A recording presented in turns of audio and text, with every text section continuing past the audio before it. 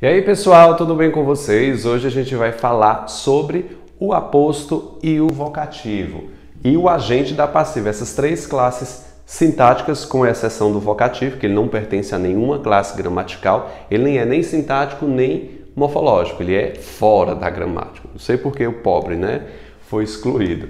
O agente da passiva é aquela classe sintática que a gente viu lá em vozes verbais. Você aprendeu bem a fazer a transposição das vozes verbais, aliás, revisou, e a gente está colocando aqui os tipos de agente da passiva, as preposições que o iniciam, quais são os verbos que compõem a locução verbal passiva. Então eu tenho aqui as preposições que iniciam o agente da passiva, geralmente é o por ou pelo, eventualmente pode ser o de.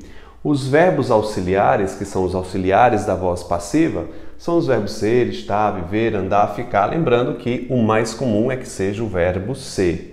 Eventualmente o estar. Esses aqui podem fazer uma voz passiva. Eu disse podem.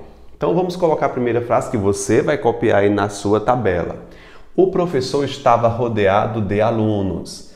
De alunos, ele faz parte de uma locução verbal passiva. Você pode observar verbo ser mais particípio. Não basta ser apenas verbo ser mais particípio, você tem que verificar o sentido para ver se está realmente numa voz passiva analítica. Note aqui que eu tenho o professor estava rodeado de alunos, é a mesma coisa que dizer os alunos rodeavam o professor. Os alunos rodeavam o professor. Dessa forma, eu provo que isso aqui é um agente da passiva. Se você quiser, você pode transformar essa frase na voz ativa, justamente para provar que isso aqui se trata de um agente da passiva, ou seja, que eu estou diante de uma voz passiva analítica. Os filmes são prestigiados pelos fãs. São prestigiados, minha locução verbal passiva. Pelos fãs aqui é o meu quê, gente? Agente da passiva.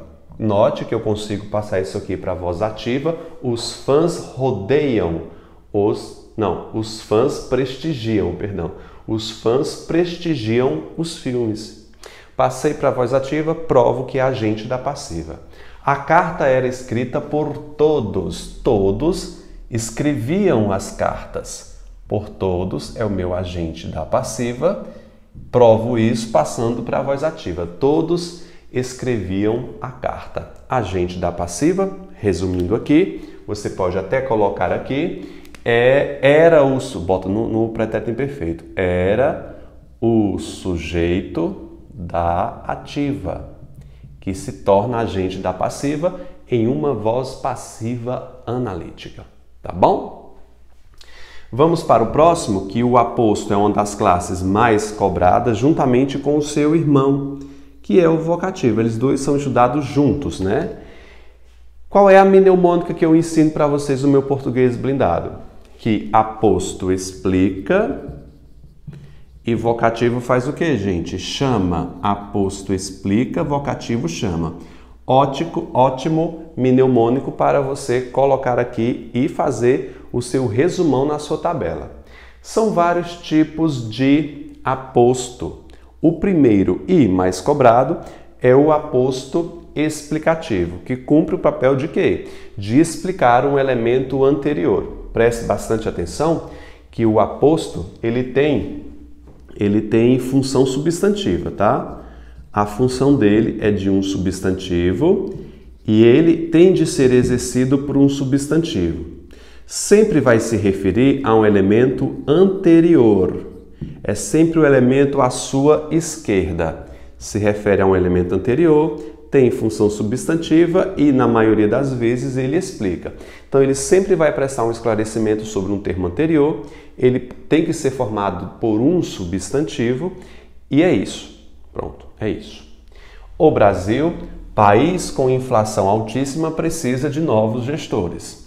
Então, eu tenho aqui, país com inflação altíssima, que é uma informação explicativa sobre o Brasil.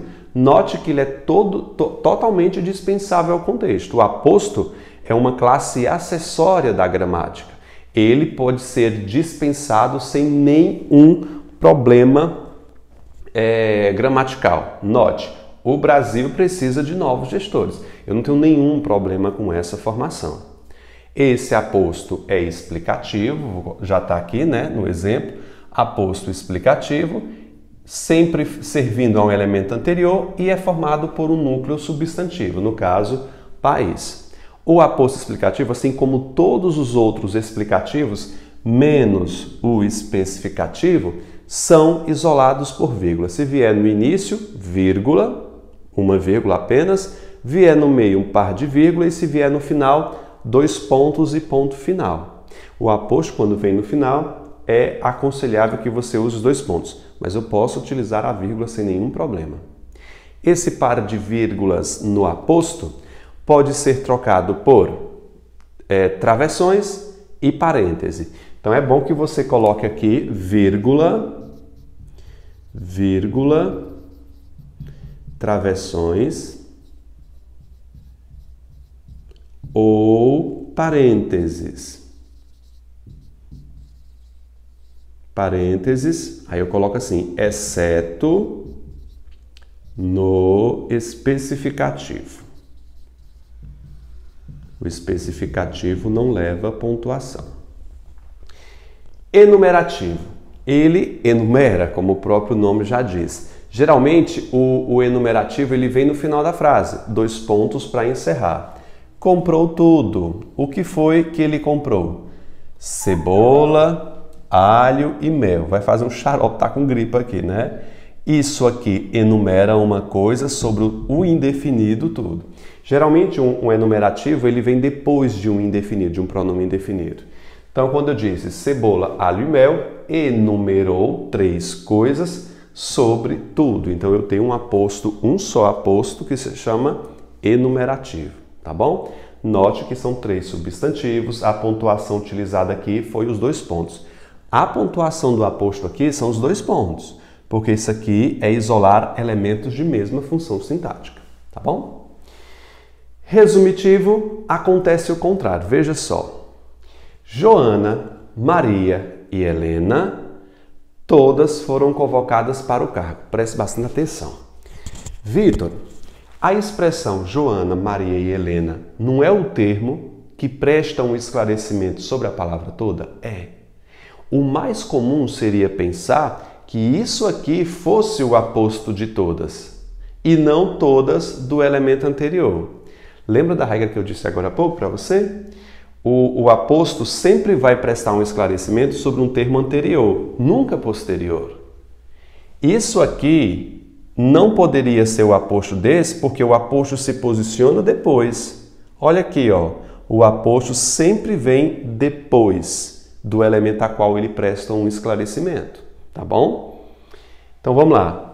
Todas cumpre o papel de resumir todos esses elementos aqui. Joana, Maria e Helena, todas foram convocadas para o cargo, tá bom? Então eu tenho um aposto aqui resumitivo. Uma pergunta que pode surgir. Quem é o sujeito de foram convocadas? Quem é o sujeito? Na verdade, sujeito paciente aqui, né? Quem é o sujeito? Joana, Maria e Helena. Isso aqui é o sujeito de foram. Sim? Ótimo. E o ali, o todas é só o aposto. Ele não exerce a função de sujeito, não. A banca pode perguntar aqui, dizer que todas é o sujeito de foram. Mentira. Distributivo é o mais lindo de todos, porque é exercido por um pronome demonstrativo. Vitor e Caio, 1 e 2, viajaram. Este para o mais próximo, que no caso seria Caio, aquele para a Oceania. Então, aquele retoma Vitor, que é o mais distante, e este o mais próximo. Então, este distribui os termos dentro da frase, portanto, são aí os apostos distributivos. O especificativo é o que causa maior problema, é o único que não possui vírgula, fique atento. Diz o seguinte: as professoras Silvani e Kelma, minhas 2 professoras do primário, Silvani e Kelma, tornaram-se mestras. Isso aqui presta um esclarecimento sobre a palavra professora. Aqui é um substantivo, não é adjetivo não. Isso aqui é o aposto especificativo da palavra anterior. Apostos especificativos não possuem vírgula. Isso aqui é um grande risco na hora de uma prova, porque isso aqui pode fazer você errar na hora da classificação do sujeito, que é a nossa próxima ficha. Quem se tornou mestra? Pergunto. Quem se tornou mestra? Aí você diz, as professoras Silvani e Kelma. Quem é o sujeito? Você vai dizer, Silvani e Kelma. Mentira. O sujeito não são essas duas mulheres aqui. É quem? Professoras. Ou, mais aprofundadamente, perguntando se o sujeito do verbo tornar é simples ou composto. Me diz aí.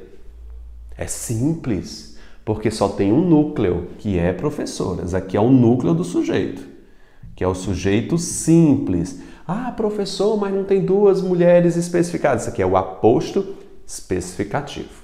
Lembre-se disso aí.